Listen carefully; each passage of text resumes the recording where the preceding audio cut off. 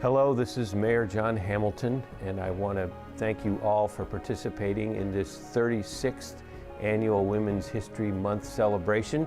A wonderful gathering. Usually we're in a big room together, cheering, great energy, excitement, celebrating Women's History Month at a luncheon. We can't do that this year, but we're doing our very best. Thanks to all who organized this event, and thanks to all of you who are participating in it. On behalf of the whole city of Bloomington, I want to express our thanks, shower the honors so well deserved by our three award winners this year, Penny Caudle, Cathleen Ingle-Weber, and Abby Ang, three extraordinary individuals who have made Bloomington a much better place through their dedication and energy and experience and commitment and perseverance. And thank you all on this celebration of valiant women of the vote, refusing to be silenced, reminding us of the importance of the suffragettes of 100 years ago, and to those who are working to support voting rights so importantly today. I also want to welcome to Bloomington, well, one is from Bloomington, Dr. Valerie Grim here. We're so glad to have you here speaking, and thanks for your research and leadership, African American rural stories. Thank you so much. And also Heather McTeer Toney. We appreciate you being here and sharing your word. I feel kindred spirit with so much being a lawyer and having worked in environmental protection and a mayor. So welcome to town, and thank you so much for being part of our celebration today. All of Bloomington celebrates Women's History Month. Again, congratulations to the winner, and let's have a great celebration. Thank you, Mayor Hamilton, for that introduction and for all that you do to support women in the Bloomington community. I'm Jennifer Sims, Commissioner and Chair of the 2021 Women's History Month celebration. I'd like to introduce our keynote speaker for today's event, Heather McTeer Toney. Heather served as the first African American, first female, and youngest mayor of Greenville, Mississippi. She was appointed by President Barack Obama to serve as the regional administrator for the Environmental Protection Agency's Southeast region from 2014 to 2017. Known for her energetic and genuine commitment to people, her work has made her a national figure in public service, diversity, and community engagement. Heather led the Moms Clean Air Force field team for 2 years and worked on government policy initiatives and the Moms and Mayors program. She holds a bachelor's degree from Spelman College in Atlanta and a law degree from the Tulane University School of Law. Heather is currently serving as the Environmental Justice Liaison for the Environmental Defense Fund. Welcome, Heather. Hello, and thank you so much for joining us today for the Women's Day event. It is a wonderful, amazing opportunity to come and speak before all of you today. My name is Heather McTeer Toney. I'm the Climate Justice Liaison at the Environmental Defense Fund and also Senior Advisor to Moms Clean Air Force. And if there's anyone who's excited about celebrating Women's History Month, it's me, because we have so much to celebrate.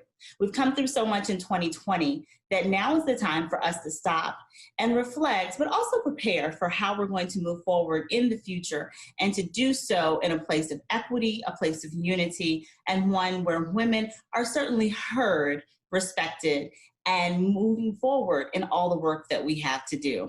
I want to first stop and say congratulations to the award winners today. You have done a remarkable job, and it's special to be recognized for all of your achievement. And so I say congratulations to each of you, and I know that you will continue on with such stellar work in your community. Let's jump right in, ladies and gentlemen who may be here with us as well. When I think about the question of what does it really mean to be silenced, and the theme for today, valiant women of the vote refusing to be silenced, I reflect, and I have to ask myself, and you consider the same question, what does that really mean? Does it mean being cut off mid-sentence, being mansplained to, as we have experienced often in our careers? Is it being told to, shh, the adults are talking in the room? Or does it include being kept out of conversations, being invisible to your supervisors? Are there varying degrees of being silenced? Or is it something much deeper? Is it being ignored for so long that you don't even recognize that you have a means of communication? Part of it is acknowledging that someone other than yourself has the authority to determine whether or not you're actually heard. And that, my friends, is key. Who have we given this authority to and why? And how do we take it back? I submit to you today that women, and particularly Black women, as I am one, have made it a superpower to be invisible, but we've never been silenced. When I think back to growing up in Mississippi and all of the stories that I not only heard from my father, who was a retired civil rights advocate, my mother, who was a retired school teacher, but the friends and family and neighbors that raised me, how often there were Black cooks in kitchens who were invisible, but certainly heard everything that was taking place in households that they kept. Or secretaries who work in offices and kept schedules of their male supervisors and notes of all the interactions and may have been invisible, but they certainly were not silenced, as they were the gatekeepers and knew a lot more information than maybe some people wanted them to know. Or I think with laughter of all of the pastors' wives I know that actually wrote the sermons that their husbands gave. They may have been invisible, but they were never silent. When I think back to March 3rd, 1913, the women's suffrage movement, and how the parade organizers, they pulled together marchers from across the country to come in the spirit of protest and to really talk through and show force with the presence of political organization to say that we have been excluded. We are not given the right to vote. And the goal there was to march and to lobby and to demand the amendment to the United States Constitution that would actually give women the right to vote. Remember, at that time in 1913, Black men had the right to vote before all women had the right to vote. But interestingly enough, when we really dig into this, we know that there was a bit of disparity. There were a few issues because there are very few references to Black women as part of the march. But there were Black women who were there and a part of the march. There are people who credit Nellie Mae Quander. She was a member of Alpha Kappa Alpha Sorority Incorporated. She was a founder, an educator, and she was a student and graduate of Howard University. She wrote a letter to the organizers, and she shared with them that there were a number of college women at Howard University who wanted to participate in the procession, but did not want to participate if they were going to be subject to discrimination or were going to have a place in the back. This letter was written on Alpha Kappa Alpha letterhead, and as a member of the organization, I have seen it reflected in our history as a space where we refuse to be quiet or silenced, even being at the back of the group to be acknowledged. In response, there was a letter that was sent back. And there was a lot of discussion about whether or not African-American women would be encouraged to participate in the march, specifically because there seemed to be such angst against having Black women and white women side by side. In fact, Alice Stone Blackwell, she was a part of this march and editor of the Women's Journal. She wrote back to the organizer, Alice Paul, and she said, in quote, "I'm glad that colored women are allowed to register for the procession. It would be a shame if they were not. But I agree with you in hoping that not many will do so in view of the wicked and irrational color prejudice so prevalent in Washington." They had to send out a special letter specifically to ensure that parade committee organizers were going to be open to the idea of allowing Black women to participate alongside them, because the feeling was that from the committee, it had been so strongly urged that Black women not participate, they had to make some type of statement. On the date of the actual event, almost 50 women came and participated, many of them in their cap and gowns from Howard University as members of Delta Sigma Theta Sorority Incorporated. They came together and they marched as one unit. Members of Alpha Kappa Alpha Sorority Incorporated also came and they marched, and they were a part and noted this part that they played in history. Now, while we don't exactly know the name of every single person, what we do know is that there were very famous women who were instrumental in participating and instrumental in talking about how important it was to include the voices of all women in the right to vote and not leave anyone out. Mary Church Terrell and Ida B. Wells were two key figures in this movement, and they too were forced to walk in the back. Now, Mary Church Terrell, she marched at the back of the parade with the African-American marchers, but Ida B. Wells was different. She absolutely refused. In fact, she waited until the parade began, and then she jumped in with a white delegation from Chicago, and she kept marching by. You see, this is a classic example of how, when faced with the idea that someone else has the authority or puts themselves in a position to silence one's voice, we make the final determination.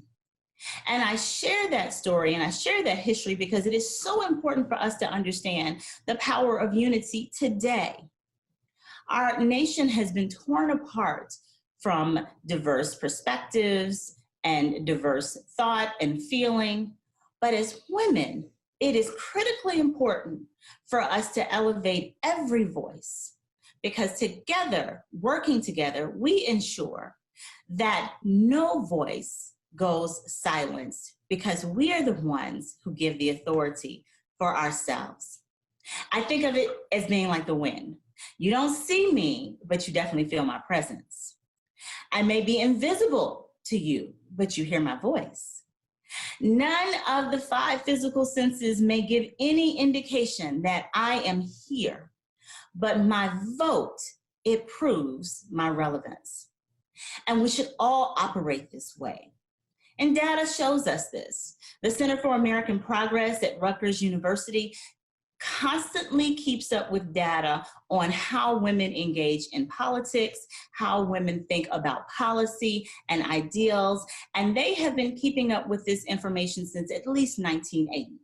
And since that time, we have seen that women are registered to vote at higher rates than men, some years to the tune of 10 million more voters.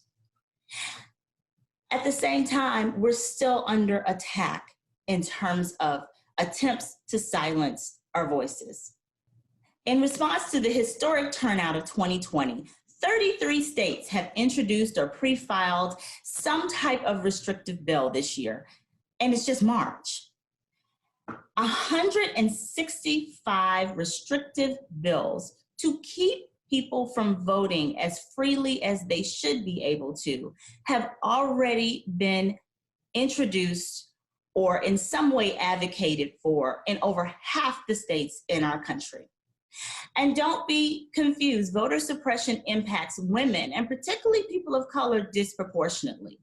Let's look at a few examples.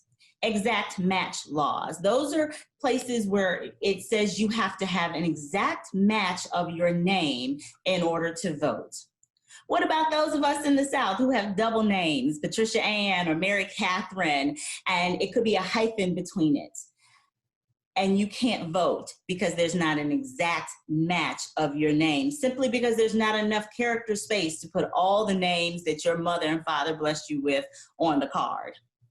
Or how about those of us who've experienced divorce or change of name or separation, or in some way have had to shift or alter our own name and are no longer allowed to vote or have to jump through hoops just to exercise our right to vote?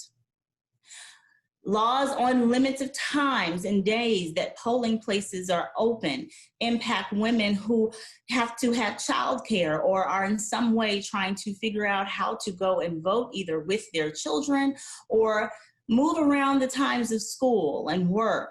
It makes it more difficult for them.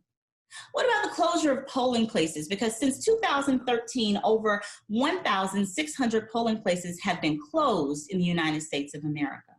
These are disproportionate impacts to women and attempts to silence our relevance on policy and our vote. Women are climate voters, and that's what's of interest to me because I truly believe that climate justice is the social justice movement of our time. Climate justice intersects with everything: healthcare, the economy, how we deal with voting, and how education impacts our children. Climate justice intersects every single social justice movement of our time, whether it's the impacts of extreme weather events, food shortages that are being experienced in agrarian parts of our country, or jobs that are created or are not created. It intersects with climate, and women understand that. In fact, in 2020, healthcare, the economy, and climate change were the top issues for women. So when women are impacted and are not given the same opportunity and access to voting, or they are stopped through restrictive bills for voting, it is an attempt to silence our voice. So what do? What are the next steps? I submit to you that we do the exact same thing that Nellie Mae Quander did back in 1913.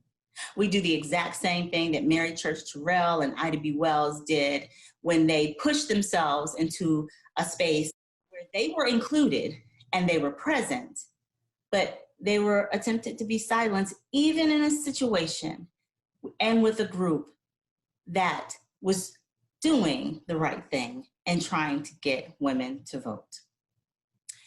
We vote without question. We vote early, we vote often, we vote every election, we vote every time, we take people, we register others. We let absolutely nothing stop us from voting.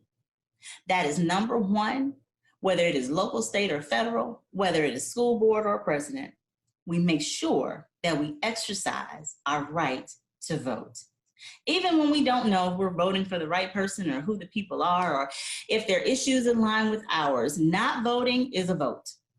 So we educate ourselves and we engage in the process that we so heavily fought for. We also serve. There is a special place that women have a great opportunity to really show forth our knowledge and our expertise in policy and in politics without being elected. It's serving on boards and commissions. And across every city, state, and our country, there are thousands of boards and commissions where there are needed people to be appointed either by a mayor, a governor, and yes, even the President of the United States of America.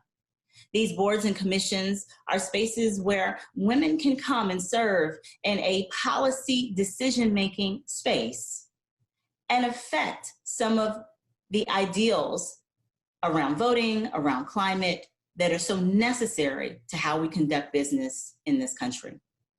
So I challenge each and every one of you, look for a board or commission. If you can serve as a Girl Scout leader, if you can serve as the treasurer for your church, if you can serve as a PTA president, you can serve on the sustainability board or the transportation commission or even the airport authority for your local community.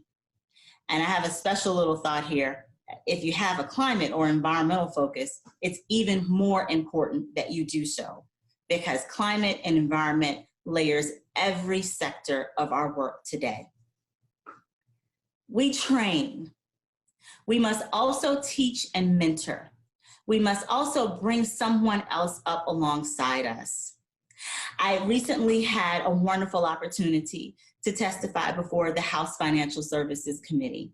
It was a congressional testimony, and while I have done several of them, this one was a little different because I was talking in the capacity of climate risk and disclosures in corporations and why it's necessary in order to protect communities of color and why it's necessary to protect markets and investors. And after I gave my initial testimony, I sat for almost 2 hours listening to others discuss diversity and equity and inclusion, but not ask me any questions, even though I was the expert on diversity, equity, and inclusion. This had never happened before. I've testified a number of times, but never have I testified and not been asked a question. It's a unique experience. And so towards the end of the testimony, as I was beginning to feel a little down and maybe I was not as up on my game as I thought I was, all of a sudden, the chairwoman for the House Financial Services Committee appeared.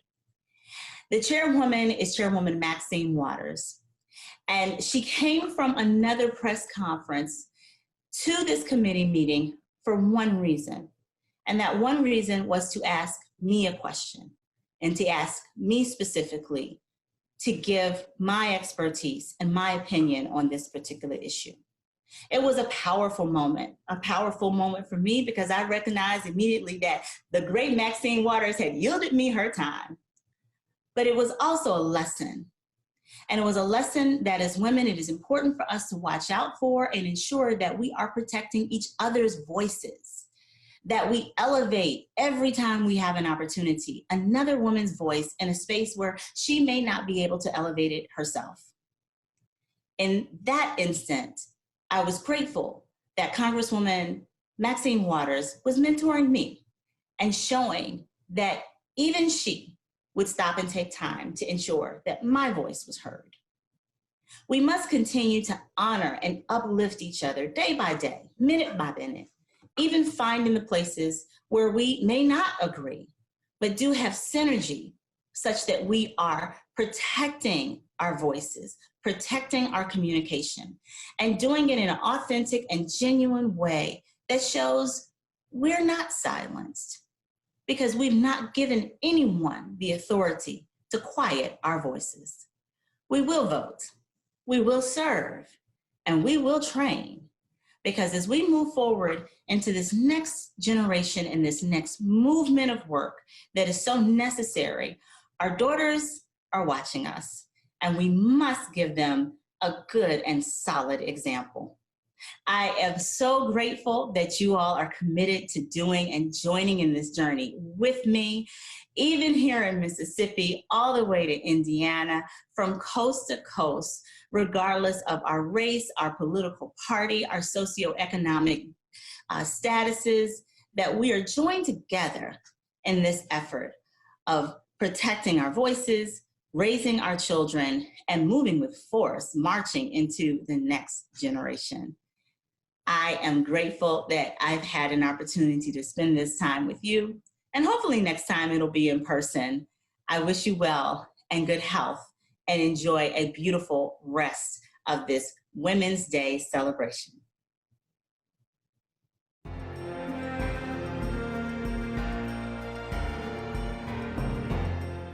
Good morning, afternoon, or whenever you're watching this. My name is Ashley Hazelrig, and I am the co-chair for the City of Bloomington's Commission on the Status of Women. It is a great honor for me to be the one to recognize our emerging leader this year. Her name is Abby Ang, and she was selected for her community work as it centers around our most vulnerable in Bloomington, specifically for the benefit of women. She is a planning committee member for the People's Cooperative Market. She's a board member for Enough Bloomington. She's the founder and organizer for No Space for Hate. She's also the vice president of the Monroe County National Organization for Women and the founder of the Monroe County Mutual Aid. I could go on and on about her accolades, but I will let her speak for herself. On behalf of the commission, congratulations, Abby. My name is Abby Ang, and I'm the lead organizer of Monroe County Area Mutual Aid. There are many others that I'm involved in, but I am just focusing on this one for the purposes of this award. The Emerging Leader Award I have received is due to my work with Monroe County Area Mutual Aid. So Monroe County Area Mutual Aid was begun at the beginning of the pandemic back in March when shutdowns started to happen. And we found a need to connect people to resources such as unemployment, food pantries, and other things they needed. So we had a resource guide to point people towards rent and utility assistance. We also offer personalized help through the group. We also help with pantry drop-offs, phone bills, and other small but essential expenses that resources like Township Trustees, Salvation Army, St. Vincent de Paul, and other groups don't necessarily help with. I've been inspired to start Monroe County Area Mutual Aid because I've been involved in advocacy for a long time, and I'd built trust in the community already due to my work with organizations like No Space for Hate, which is a group that confronts and researches white supremacist activity in Bloomington. And through that work, I had already a lot of connections and knew of a lot of resources, especially related to farming and food insecurity. And so from that point, it was just a matter of setting up a hub or a Facebook group where people could get in touch with those resources and with each other in a more accessible way. I would like to encourage people to get involved with the Monroe County Area Mutual Aid Facebook group. It's a really amazing hub for people to find out ways that they can plug into the community, get connected with different volunteer opportunities, or just help needs that people need filled. I would say that there is no one person that has been the biggest influence on my desire to advance women's issues, but rather groups of people and organizations. So Monroe County National Organization for Women, which is a local chapter of the National Organization for Women, has really shaped the way I've approached women's issues. And I've been involved with this organization for about 3 years now in a variety of fashions, and I'm now the vice president. And it's shown me the ways in which different issues such as racial justice, environmental justice, and so on are all part of this collective struggle for women's rights. There are a few main goals that I hope to accomplish or become involved in with regard to advancing the status of women. I've gotten involved with a group called the National Asian Pacific American Women's Forum, and there's a new chapter that's been formed in Indiana just last year. So it's important that we advance racial justice because racial justice is also an issue that impacts lots of women. And so in my work with that group, we look at how Asian American and Pacific Islander women are disproportionately impacted by not having good healthcare access or comprehensive sex education. And one example is the HEAL Act, which is Health Equity and Access Under the Law. And it's an act for immigrant women and children, and it's a big piece of legislation that we'll be trying to advocate for. I also have been involved a lot with Enough is Enough movement in Bloomington, which started back in June when a group of young Black women came together to advance causes of racial justice for Black Americans.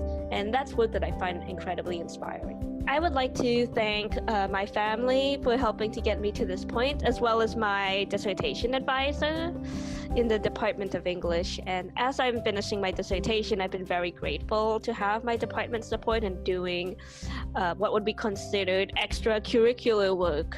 I'm also very grateful to the women in the organizations I've been in, such as No Space for Hate's research team, Monroe County National Org for Women, NAPA, for helping to support and sustain me.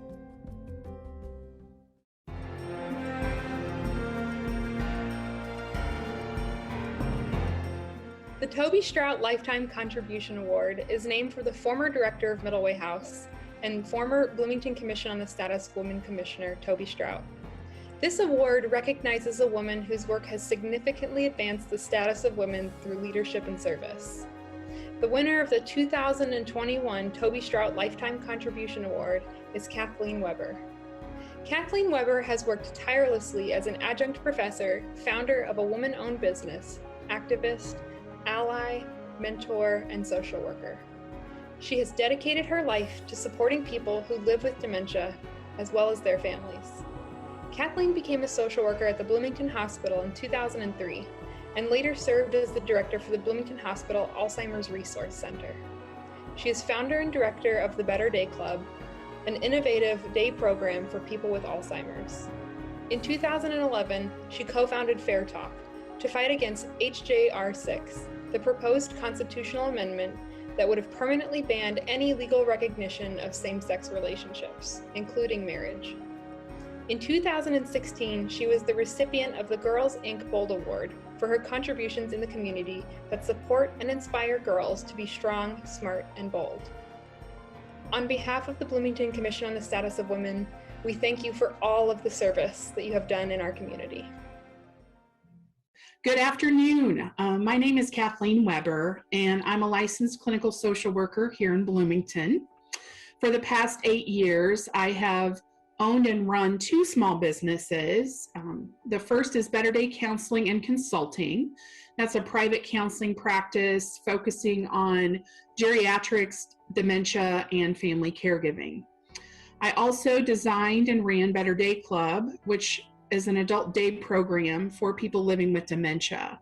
I'm honored to be chosen as the 2021 Toby Strout Lifetime Contribution Award recipient by the City of Bloomington's Commission on the Status of Women. To receive an award modeled after the powerful and decades-long advocacy and hard work of Toby Strout means a lot to me. I believe in the power of community. I believe in reaching out to build bridges, to help one another, and work for the common good. Whether formally or informally, I don't think anybody does that better than a dedicated and determined group of women. The community work I have come to love has been an organic process of seeing and responding to need in the various communities of people that I've participated in. Working in healthcare and aging, the needs of caregivers who are by large women, and for respectful, dignified, and co-created care of people living with dementia has not just been a service gap, but a gaping chasm of need in our community. On a personal level, my community work with the LGBTQIA+ advocacy has been an outgrowth of seeing people that I deeply respect,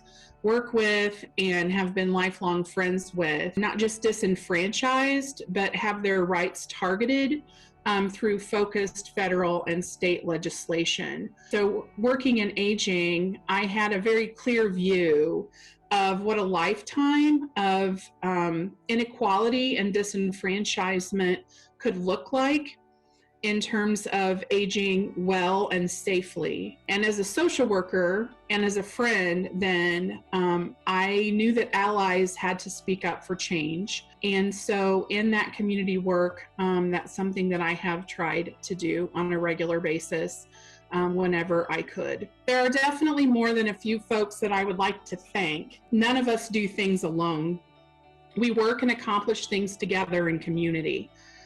I would like to thank my husband, John. Without John's sacrifices, countless hours of working for free, putting up with crazy hours and ridiculous requests, and his unwavering support in every way possible, I most certainly would not be talking with you today. I also really want to thank my friend and colleague, Doug Johnson. He was a huge encourager, a business mentor, made a financial investment to make it possible for Better Day Club to exist. And I'll be forever grateful to him for that opportunity. I also want to thank the many women in all the circles I'm privileged to be a part of. Each one of these circles of women has empowered, role modeled, supported, and especially in this past year has just been a saving grace for me and for many of us in these circles over and over. There are far too many of these women to ever thank personally, but you do all know who you are. And I love and appreciate you so very much. And your presence in my life is a gift.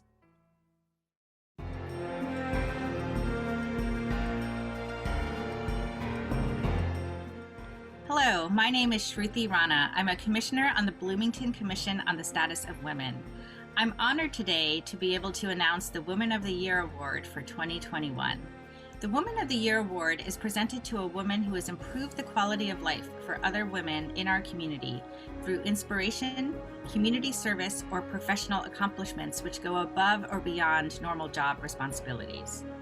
She serves as a positive role model for girls and women and has made outstanding contributions to our community. I'm pleased to announce that this year's Woman of the Year award for 2021 goes to Penny Caudill. Congratulations, Penny. Penny currently serves as the Monroe County Health Department Administrator. She has served the community for decades, but has gone above and beyond during this pandemic year. She has provided significant support to the city of Bloomington by leading the charge for the COVID-19 response.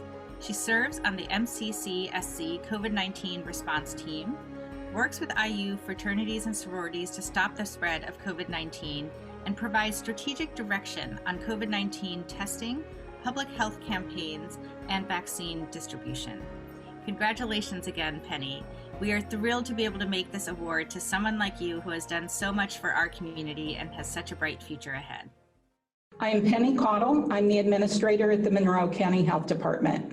As the administrator of the health department in a pandemic, this year has been both memorable and challenging. Public health is often hidden, but in the midst of a pandemic, we are certainly in full view. Leading the department in the effort to educate and empower our residents to protect themselves, to protect others, is truly rewarding work. But the public health system has been stretched to unforeseen limits. I'm proud to be a part of the Monroe County team. They've enabled me to communicate and provide guidance to our community, to get testing sites and vaccinations in our community. We've been able to provide educational opportunities and trainings for businesses. I couldn't do this job if it weren't for my colleagues at the health department and without the county leadership that I've had supporting me. I believe that my life experiences and my work have given me empathy, a level of insight. It's helped me see that we all struggle in some way, and to remember that there is always someone worse off than you, and that your life can change at any moment without notice. I was inspired by my teachers all through school, from my elementary teacher, my third grade teacher, Mrs. Wise, to my freshman in high school teacher, Mr. Adler, who really is the person I would say motivated me to focus on health education. I've been blessed with many good role models, my mother, my sister, aunts, some of whom were single mothers. Women from our church like Ruth Welsh when I was a teenager, mentors in public health like Ann Reese, all smart, strong, independent, and caring women. When I think about my career and I look back on that, the person who stands out as the influencer in advancing the status of women is Charlotte Zitlow. She has been an example of grace and leadership, of kindness and compassion. She's led the way for me and many other women who serve in local government today, and these women continue to influence me. I strive to be a leader and a good partner in improving access to health care that's not just easy to find, but it's also easy to get to pay for, that it's somewhere where you feel listened to and that you're heard, that people understand and truly care for you. I want women to be empowered to take care of themselves. I want everyone, regardless of their gender identity, their education, their perceived status, to feel their value and that they are loved. And finally, I would say I want to be someone who supports other women, who encourages both growth and big dreams. Well, there are so many people that I would like to thank. I cannot name them all, but I will try to give you a few. First and foremost, my family. My husband, Pat, my son, Zach, my whole family for being supportive through the years, but especially this year. Dr. Sharp, the health officer, and the Board of Health, my county government colleagues from the health department to the emergency management department to the commissioners and county council, to other department heads for their ongoing support of public health. Community partners like IU Health, the chamber, schools, all kind and supportive this past year and always. And finally, I would say my health department team, with a special COVID thanks to Christina, Kathy, and Margie from our legal department. I'm honored to be just considered for this award, and I've known several of the past recipients of Women of the Year, and I am truly thrilled to be among them.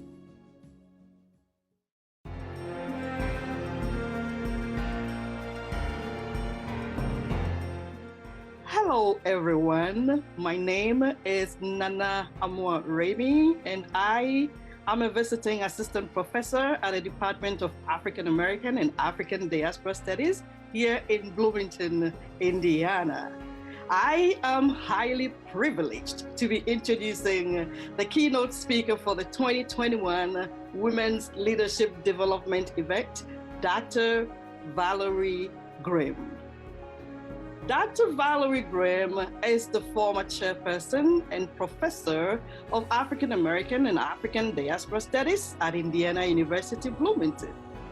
Her research and publishing area concentrates on 20th and 21st century African American rural history. Dr. Grim has lectured nationally and internationally and is a recognized scholar throughout continental North America, Europe, South America, Africa, and the Caribbean. Currently, she has completed with publication pending a manuscript titled Between Paternalism and Self-Determination, Rural African American Life at Brooks Farm, Mississippi. Her current co-edited book project, Unleashing Suppressed Voices on College Campuses, Diversity Issues in Higher Education, is due for release in spring 2021. She continues her research and writing on other projects and has published widely in leading journals and well-received anthologies. Dr. Grim is also the recipient of numerous grants and awards for scholarship, teaching, and service. Ladies and gentlemen, shall we welcome our keynote speaker, Dr. Valerie Grim. Thank you. I'm Valerie Grim, a professor in the Department of African American and African Diaspora Studies at Indiana University, Bloomington. Before I do my presentation, I would like to begin with a few thank yous. First, thank you to the City of Bloomington for the invitation to give this lecture in honor of Women's History Month. Second, as part of this program, I also thank the Bloomington Commission on the Status of Women, a group who organized this Women's Leadership Development event. And of course, lastly, I also appreciate Dr. Nana Amor Remy, who reached out to me and asked that I serve as a speaker for 2021's Women's Leadership Development event. This year's national theme is Valiant Women of the Vote, refusing to be silenced. Thus, the title of my presentation is Valiant Woman of the Vote, Fannie Lou Hamer and the Fight for Racial Justice and Human Rights Opportunities for African Americans. Valiant Woman of the Vote, Fannie Lou Hamer and the Fight for Racial Justice and Human Rights Opportunities for African Americans. I would like to begin this presentation with a quote from a speech Ms. Hamer gave in Greenwood, Mississippi in the fall of 1963.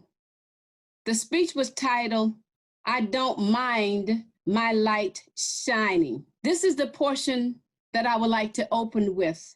Quote, "So, as long as you know you're going for something, You put up a life that it can be like Paul, say, I fought a good fight and I've kept the faith. You know, it had been a long time, people.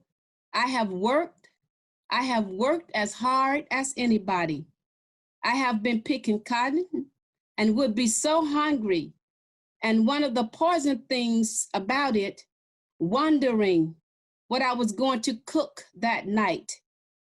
But you see, all of them things was wrong, you see? And I have asked God, I said, now, Lord, and you have too. Ain't no need to lie and say that you ain't said, open a way for us. Said, please make a way for us, Jesus. Said, where I can stand up and speak for my race and speak for these hungry children. And he opened a way, and all of them mostly backing out.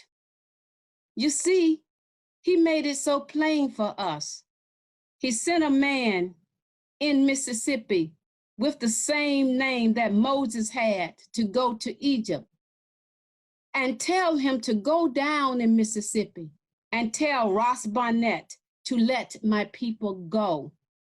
And you know, I feel good. I feel good.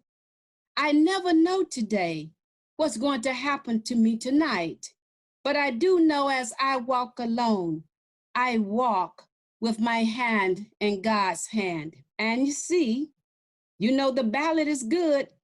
If it wasn't good, how come he trying to keep you from it? And he's still using it. Don't be foolish, folks. They going in there by droves and droves. They had guards to keep us out of there the other day, and dogs. Now, if that's good for them, I want some of it too. End of quote. Fannie Lou Hamer in Greenwood, Mississippi, fall of 1963, in a speech delivered at a freedom rally vote called I Don't Mind My Light Shining. This is an incredibly important moment in Fannie Lou's history in her life. As you know, or may not know, she was born in 1917, the 20th child to Lou Ella and James Lee Townsend in the Yazoo, Mississippi Delta region. She was born in 1917. She started to pick cotton as a kid, as early as at the age of 6, while managing to also complete some years of school. By her teenage years, Hamer was known as a tremendously effective laborer in the picking of cotton. She could pick hundreds of pounds of cotton. It's important to understand how Fannie Lou Hamer's background influenced her political activism. In her book written on the civil rights movement, Alda Morris talks about a concept called tripartite domination. Tripartite domination involves social, political, and personal domination, situations that become so intolerable that one refuses any longer to take it and began to stand up against it. It's within this context that I place her political work, that she was so personally sick and tired of the oppression, the domination, the murdering, the killing of Black people in the South and in the Mississippi Delta, that she started to stand up. But she also stood up because of what happened to her personally, which was forced sterilization. She speaks about hysterectomies being formed on Black women and on herself against their will and without their knowledge, proving that they didn't even own their bodies or what happens to their bodies in the Mississippi Delta. She participated with the SNCC Nonviolent Coordinating Committee in the state of Mississippi, in the Mississippi Delta. She attempted in 1962 as well to go to register to vote in Indianola, Mississippi, which was the county seat for the county of Sunflower. She and another man was allowed to take the test, but they failed it. The historical experiences of Blacks in the Delta was often that there was no test that they were going to pass. They were also intimidated once they arrived back to rural Mississippi when they were stopped by the police and the bus driver was arrested for driving the wrong bus, the wrong color of the bus. And when the bus was stopped, Hamer realized that this was a catastrophe that they were going to have to deal with. She began to sing "This the Light of Mine" and "Go Tell It on the Mountain." These were songs that inspired her spiritually to keep going no matter what. But the bus driver ended up going to jail and they worked together to get him out of jail. What this meant for her was facing punishment on the plantation where she lived on Marlowe's plantation. Ultimately, he gave her an ultimatum: stop your activism or you will be forced to move. Ultimately, she did, living from families throughout the Delta until they were able to get a home of their own. Fannie Lou Hamer's greatest story, among the many that she told about what she was living through in the Delta, really is the well-known situation where she was arrested in Winona, Mississippi, and beaten to the end of her life in a jail cell. And this happened to her and a group of people when they were returning from South Carolina, getting training in order to learn how to organize correctly and appropriately in the Mississippi Delta to register people to vote. She discussed how her body felt during those beatings. I heard that story as a child. I grew up in the Mississippi Delta where Fannie Lou Hamer was doing her work. I grew up in the 1960s. I recall hearing that story in a church. And I recall on the one hand, when I heard that story, how much fear I felt that someone could beat your body like that and nothing happened to them. But on the other hand, I was tremendously encouraged by the woman who had the courage to stand and to continue to tell that story in the Delta, to encourage Black people to continue to fight for the vote, to continue to fight for better education, to continue to fight for better economic situation for their children. Fannie Lou Hamer's belief in politics led her to start a political organization in 1963, which was called the Mississippi Freedmen Democratic Party. Fannie Lou Hamer and the Mississippi Freedmen Democratic Party fought against discrimination. They fought against being unseated at the National Democratic Party convention that was taking place in 1964 in Atlantic City. People who did not like Fannie Lou Hamer's politics worked very hard to keep them from being a part of that national convention. They had hoped that the Credential Committee, which was a part of the Democratic Convention, would allow them to be seated. However, they chose not because President Lyndon Johnson, according to the record, did not want the Mississippi Freedmen Democratic Party engaged in such a high visible way. The compromise was that they could have two seats and two persons seated. Fannie Lou Hamer didn't hesitate. She didn't believe in compromising with what she called evil. She didn't believe that you could bring any good out of sustained situation where oppression continued to dominate people's lives. So she and the members of the Mississippi Freedom Democratic Party continued to fight on and to push for objectives in the state of Mississippi to improve the lives of Black people. Within this framework, it is also important that I would like to intersect Fannie Lou Hamer's civil rights work with her human rights work. Her human rights work did not get as much publicity as her civil rights work because by the 1970s, the country had moved in the other direction. And because we had the Voting Rights Act of 1965 and the Civil Rights Act of 1964, there were those in the country who thought the history of oppression had been resolved. I want you to listen to her words as they relate to her human rights work in this context.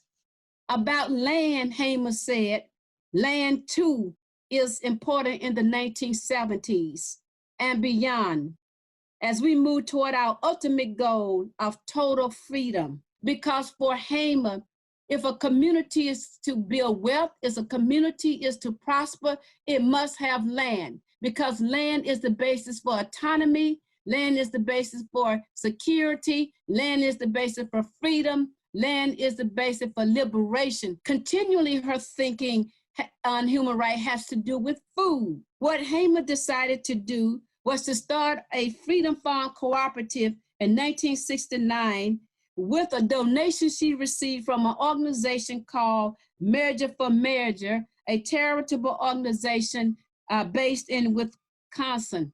With that $10,000, she purchased 40 acres of prime Delta land. Quote, it was her attempt to empower poor Black farmers and sharecroppers who were at the mercy of local white landowners, since local and state power structure did nothing to alleviate the economic burden experienced by poor Black and white families.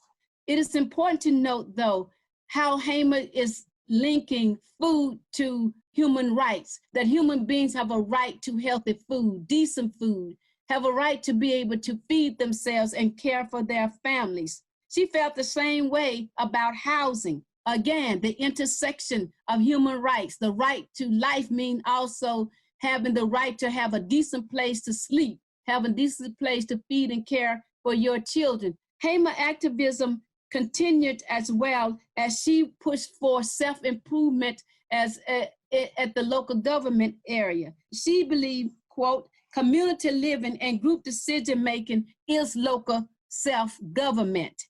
It is this type of community self-government that has been lost over the decades and thus created decay in our poor rural areas in the South and our northern ghettos.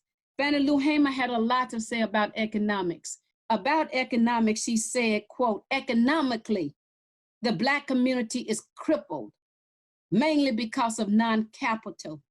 She understood clearly the connection between economics, having the right to earn a living wage, a decent income in order to prevent children of color from serving at the mercy of children of power. Fannie Lou Hamer was a profound, prolific, thought-provoking speaker when it came to the educational needs of Black children in the Delta. Fannie Lou Hamer didn't have a great opportunity to attend school. She went to school some years, of course, but the school session was always organized around cotton chopping and cotton picking times. Fannie Lou Hamer was a valiant woman. She fought for the vote. She fought for economics. She fought for education. She fought against racial injustices. She stood up even when they were beating her down. She stood up. She walked tall even when she had polio. She stood in ways where many of us don't understand what it took for someone like her in the Mississippi Delta, facing all forms of dominance and oppression, to push against the system that required Black people to bow their heads and lower their backs every day to the demands of those who were in power. Activism takes its toll on the mind, and it takes its toll on the body, and it takes its toll in other kinds of ways. Fannie Lou Hamer in 1977 died. She died from complications associated with heart disease and cancer. But those who write about her life also note that there had to have been a tremendous impact of those brutal beatings on her body in the Winona jail. Her legacy lives on in Rural, Mississippi at a memorial site that they have erected in Fannie Lou Hamer's honor. I'd like to invite you to consult some sources if you're more interested in Fannie Lou Hamer's life. There are a list of them that I will cite here briefly, and hope that you will have time to read some. The main one I would like to cite is actually her own speeches. Her speeches have been collected and put in a volume by Megan Parker Brooks and David Hucks called The Speeches of Fannie Lou Hamer, To Tell It Like It Is. But there are also biographies written about her life, one written by Kay Mills called This Little Light of Mine, The Life of Fannie Lou Hamer. Another one written by Shana Khalid called For Freedom's Sake. If you read any of these sources, and especially her speeches, you will be encouraged greatly today, especially given the struggle with supremacists, dominance, oppression, and all other kinds of social issues we have around injustices in our country today.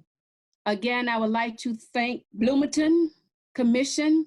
I would like to thank the women's organization that invited me today.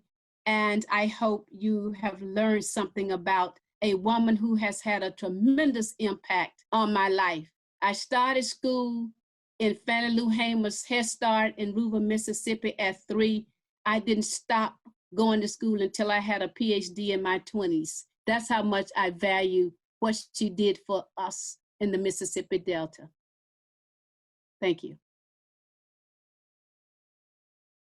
It was truly inspiring to be reminded of the incredible achievements and far-reaching accomplishments women are undertaking here locally.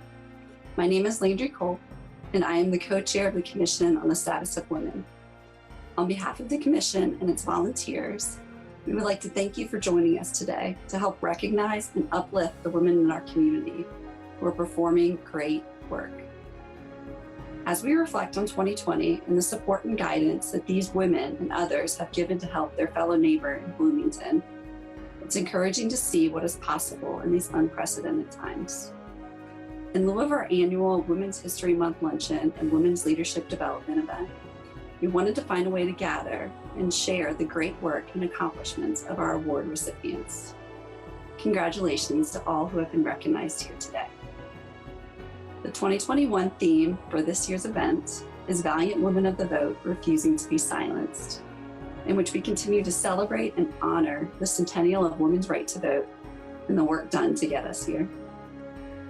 With this, I hope you are leaving feeling inspired to honor your own unique set of skills and use them to do good and make a difference for women and others in our community. Also, if you haven't already, you can support 2 of our local women-owned businesses by ordering lunch and receiving a free dessert with purchase from Feast or Two Sticks Bakery, along with a complimentary gift from the Commission on the Status of Women sometime this week by using the code WHM2021. Thank you for joining us today, and be well.